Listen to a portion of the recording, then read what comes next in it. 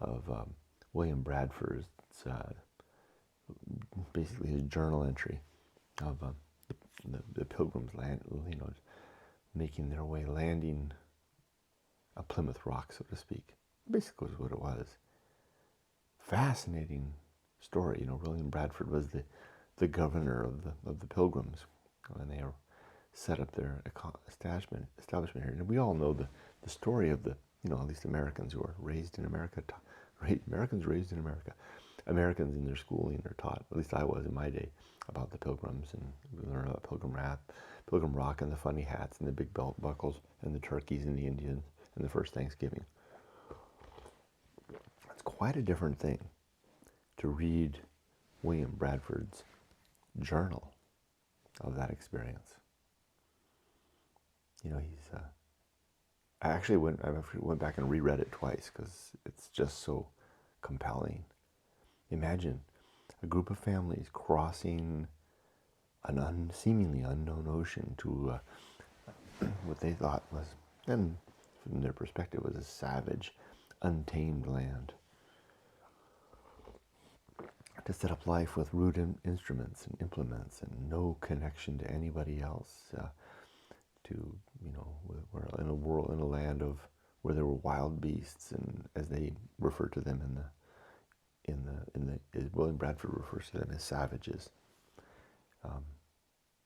all for the sake of religious freedom, to avoid the persecution, what they perceived to be persecution, which what seemed to be rather common at the time. Everybody was being persecuted if they didn't follow the established religion. Anyway, I get off point, and I'm just, the part that really caught me was they had aimed for Virginia, but wound up in Massachusetts area, and particularly in Cape Cod, and they've got a ship. They had set off with two, but they've wound up with just one ship, of course, the Mayflower, and they arrived late. Took them longer to get here than they thought. It was mostly because of delays between the Netherlands and Holland and England, because they went from Holland to England and then they set across the sea. And there were delays because they were originally set off with two ships.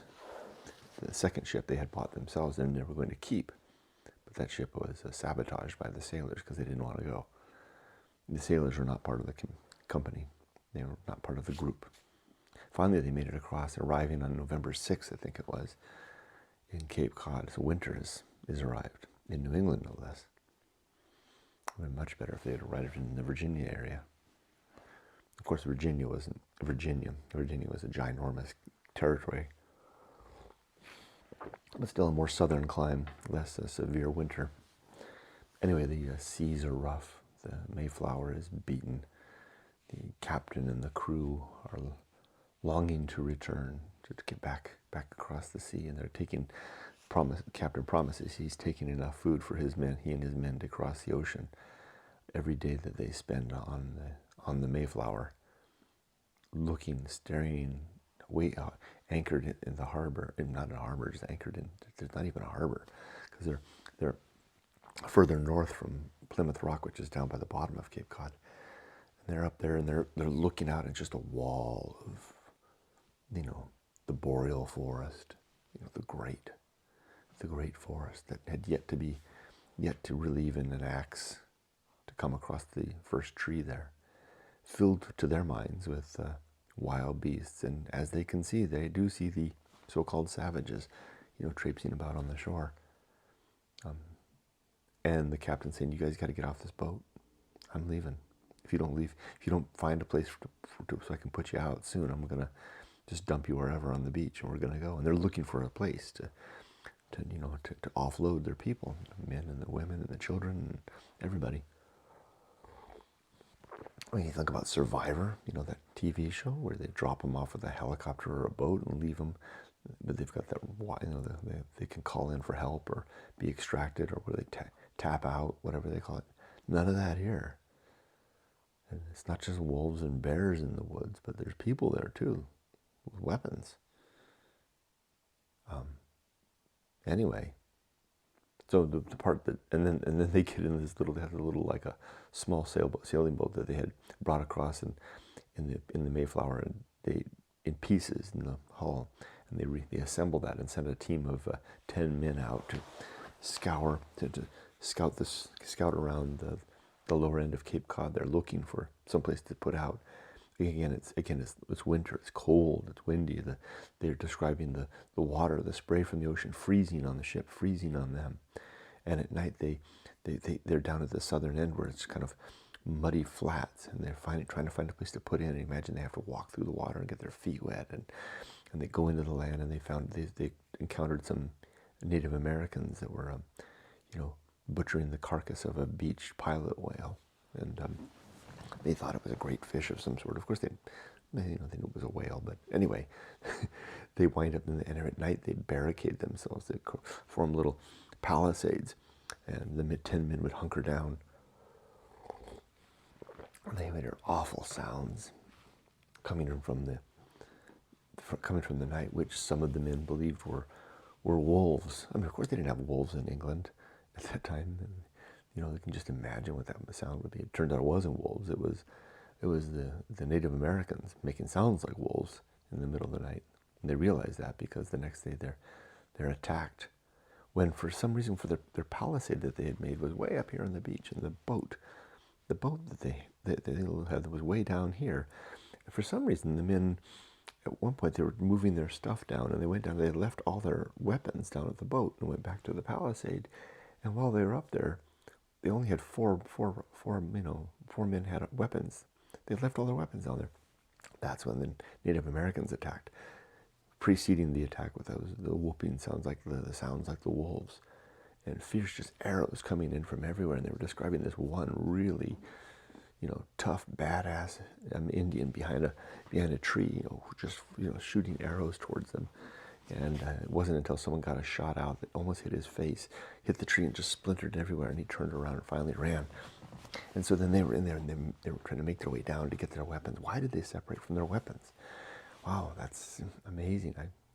Anyway, and then they're taking off from there. And the part that really got me was they're not with the Mayflower. The Mayflower's anchored somewhere up further Cape Cod, like a day away. I mean, Cape Cod's big. So they're sailing down, and it's getting to be nightfall. They finally get back in. They're sailing down. It's getting to be nightfall, and then they suddenly the things start going bad. A storm starts to come up, and one of them who had actually been there, a sailor, one of the sailors from the ship who had been there, who remembered that there was a harbor of sorts across Cape Cod near the lower western end. He said, "I think I can get us someplace safe. The storm's coming up. The rudder breaks. Night's coming on. The wind is howling. These 10 men are in there, and they're instead of the rudder, they've got two of them got oars out. They're trying to steer with the oars. And then just as they get to the harbor where Plymouth is, where modern day Plymouth is, the mast breaks in three. The wind is so strong. Fortunately, they've got the flood tide with them. The flood tide brings them into the harbor, the Plymouth, the harbor at Plymouth. That's where I'm at right now. So we'll see what happens. I'll continue reading, find out how in the world did they get back to the Mayflower, and of course what happens, you can see what's going to happen. They're going to get back to the Mayflower somehow, realize this is a good harbor, get the Mayflower down there. The captain will put all the pilgrims off at Plymouth Rock, which becomes, Plymouth, and off they go.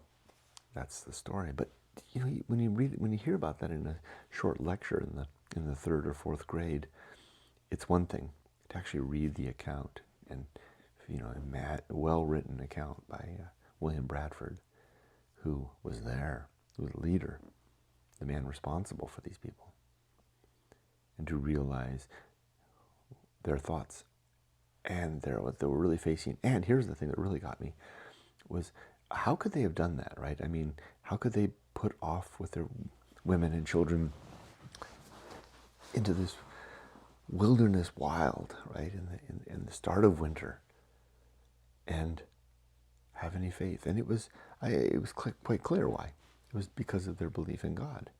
They trusted in the Almighty. They had he picks off, and William Bradford does in his writing, small little omens, signs, like the fact that the fierce Indian attack, none of the men were killed, none of the men were injured, even though arrows were landing all about them. The fact that on the crossing over, there was one of the bad sailors crossing the Atlantic who was talking trash at all the pilgrims, telling them he was going to couldn't wait to begin, as they got sick. He thought they would get sick crossing the ocean, to push their bodies over the side of the ship and keep their goods. Turns out that young man was the first to get sick, and he was the first to go over the side as a corpse. So William Bradford and the Pilgrims are cataloging all these things, and they're like, well, look, clearly providence is on our side, right? So I mean, we're gonna sit down in this wild land full of beasts and savages at the onset of winter with they practically had no food. The few Indian encampments that they would encounter, they would steal all the corn that they could find. And they didn't even bring seed with them. Now it's interesting to note that as they were going through, they would arrive at an Indian village, because these are the men that were ravaging the coastline, right, looking for a place to sing. They would come across an Indian village, they would take all the Indian stores, and William Bradford made a note, we'll make it up to them one day. And then he wrote later, he said, and we did. So I guess they were borrowing. Jeez, can you imagine if you could have set that to put that in your Survivor Man and smoke it? Quite an experience. So anyway, I've been reading that. I read that. I got 5 pages through that. It's dense. Well, it's this book right here. it's dense reading. It's this is the part right here, that I highlighted in yellow. That's the part where he's describing what it's like to. Well, just listen. Let's listen. Why not? Here we go. He says, and for this season it was winter. This is William Bradford writing in his journal. The Mayflower is, anchored just off the coast. They've arrived at Cape Cod, missing Virginia, deciding to try to get down to Ventura. So they went down and around the Cape, started to go down, and fierce weather came. So they turned back and ducked back into the Cape, which, of course, is a natural protective area. And now they're anchored just off the coast. This is before the men set off in the small boat looking for a place. They're anchored just off the coast, looking at the wall of trees. Every now and then, the savages, stepping out onto the beach and going back in. The strange sounds from the interior, utterly unknown area. Nobody there, nothing. They're on their own. Small group of men and women, families, getting ready to be plopped onto the shore. This is what he describes from the boat, from the Mayflower.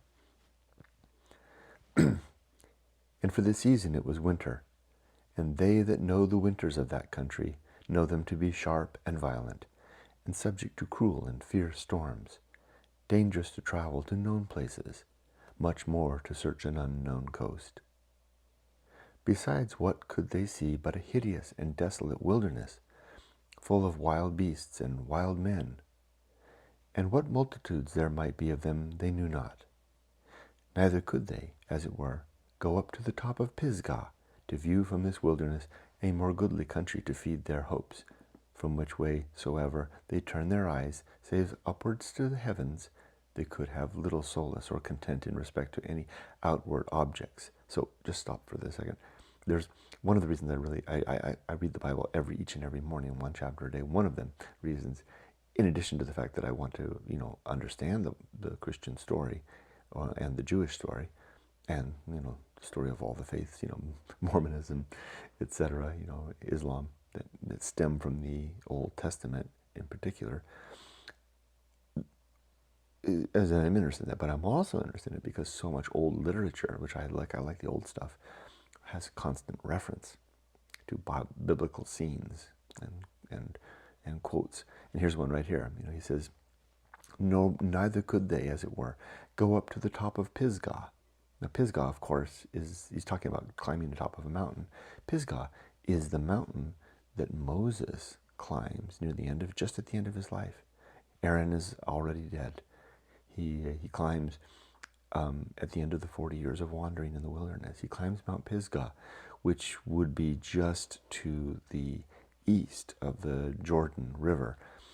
and looks out over Pisgah at the promised land that he will never enter. He'll never cross over Jordan. Moses and everyone from his generation has been basically, God has determined that they must die before entering the promised land. It won't be for the succeeding generation to come across the river into the promised land. So that image of Moses climbing Pisgah and looking at the promised land, William Bradford captures that so beautifully here, right? Neither could they, as it were, go up to the top of Pisgah to view from this wilderness a more goodly country to feed their hopes, for which way soever they turned their eyes, save upward to heavens, they could have little solace or content in respect to any outward objects. Imagine him standing there on the side of the Mayflower, looking at the wilderness, realizing he can't see over the top of the trees. He doesn't know what's out there. The only solace they can find is to look upward to heaven. See, I mean, if you didn't have heaven, if you're an atheist like me, are you going to get off that boat? Are you going to get off the Mayflower? Remember, it's November now. For summer being done, all things stand upon them with a weather-beaten face, and the whole country full of woods and thickets representing a wild and savage hue. If they looked behind them, there was the mighty ocean which they had passed, and was now as a main bar and gulf to separate them from all the civil parts of the world. If it be said they had a ship to succor them, it is true, but what heard they daily from the master and company, but that with speed they should look out for a place with their shallop, which is the small boat. The shallop is the small boat that they used to sail around in, looking for a place, where they would be at some near distance. For the season was such as he would not stir from thence till a safe harbor was discovered by them, where they would be, and he might go without danger, and that victuals consumed apace, but he must and would keep sufficient for themselves and their return. So Captain is saying, I'm not moving this ship, I'm not weighing anchor in this dangerous weather. You've got to get around in that little sailboat of yours and find a place to stay. In the meanwhile, my crew and I are going to be eating all the food. Again, we're taking enough to get back on, so you better hurry, because we're going to drop you on the beach, and you're going to have less to eat the longer you take. Yea, it was muttered by some that if they got not a place in time, they would turn them and their goods ashore and leave them. That it also, we'll just leave it at that. That's very, very good reading. Highly recommended. William Bradford's depiction of the crossing of the Mayflower and the starting of the Pilgrim's life in the New World.